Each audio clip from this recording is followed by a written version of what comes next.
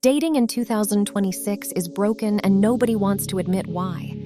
Everyone blames the apps or the culture or bad timing, but the real reason is so much simpler and so much darker. You are not lonely by accident. You are being engineered into this position and you do not even notice it happening. Every dating app on your phone has the exact same incentive. If you find love, you delete the app. If you delete the app, they stop making money. So they do not want you to find the right person.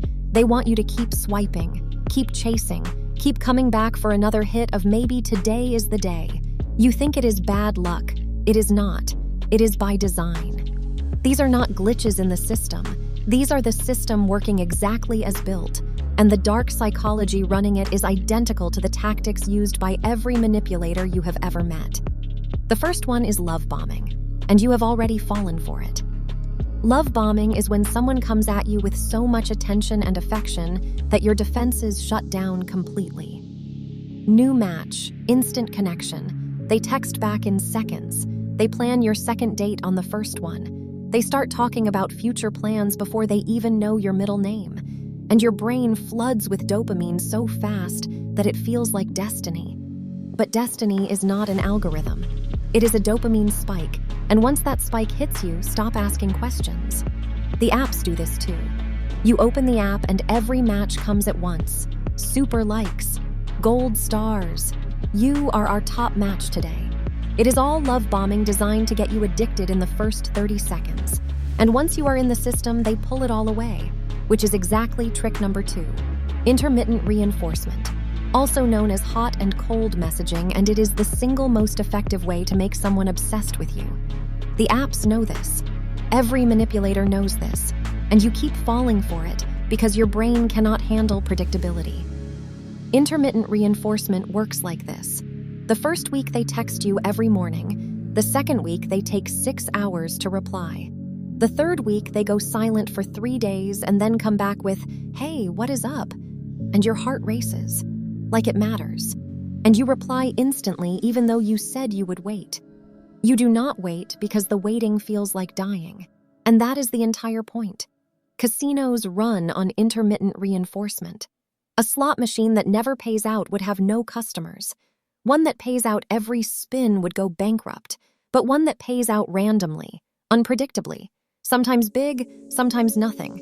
That machine will keep you sitting until 4 a.m. with empty pockets. Dating apps are slot machines with prettier icons. Trick 3 is the scarcity illusion. Limited time matches. Only 2 new people near you today. This person will be gone from your queue in 12 hours. All of it manufactured urgency designed to force impulsive decisions. You have seen this in every sales funnel on the internet. Now it is running your love life. Scarcity triggers your survival instinct. When something seems like it is going away, your brain switches off long-term thinking and flips into fear mode. And in fear mode, you do things you would never do at a resting state. You swipe right on someone who makes you uncomfortable. You send a message when you know better. You lower your standards because something is better than nothing, and right now it feels like nothing is all you have. The fourth trick is trauma bonding. And this is why the worst relationships feel the most intense. Trauma bonding is what happens when your brain mixes pain with pleasure so thoroughly that you cannot tell the difference anymore. The apps create micro-trauma bonding every single day. You get a match, you feel excited, you text. They do not reply. You feel anxious. They finally reply. You feel relieved. And that relief feels better than excitement ever did. Because relief after anger is neurochemically more powerful than happiness on its own. Your brain starts to chase the pain, not the pleasure, because the pleasure only comes after pain. This is why people stay with partners who treat them poorly. Not because they are weak, because their nervous system has been rewired to believe that the peak moments are only possible after the low ones. The apps create this cycle 1,000 times a day at microscale. And before you know it, you are addicted to the struggle itself. The fifth trick is the paradox of choice. You have 10,000 options, and you feel worse than you did when you had none. Because too many choices do not liberate you, they paralyze you.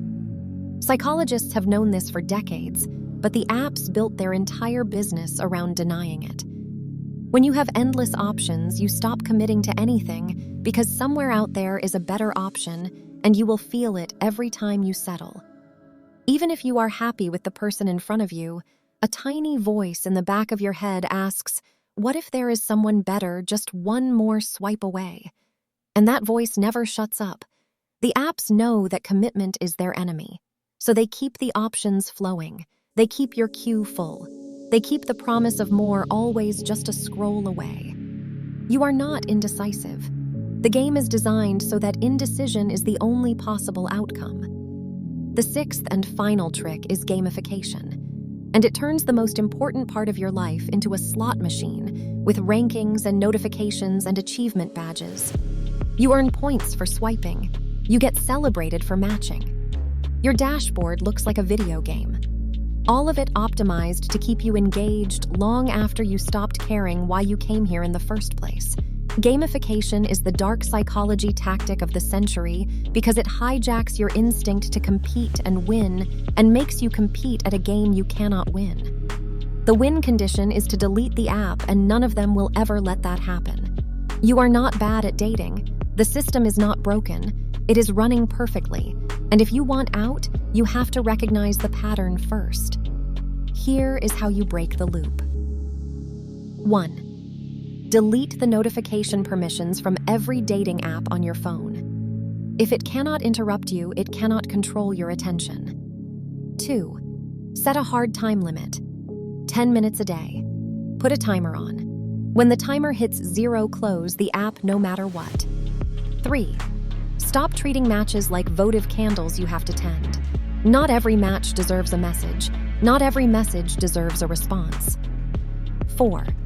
Recognize the feeling of relief after anxiety for what it is. Not love, not connection. A chemical reaction to stress being removed, and stress is what they sell you. 5. Accept that the fear of missing out is a feature, not a bug. The apps want you to believe that somewhere a better person is waiting, that believing keeps you scrolling and scrolling keeps them rich. The apps are not your enemies, but they are not your friends either. They are businesses, and you are the product. That is not a conspiracy theory.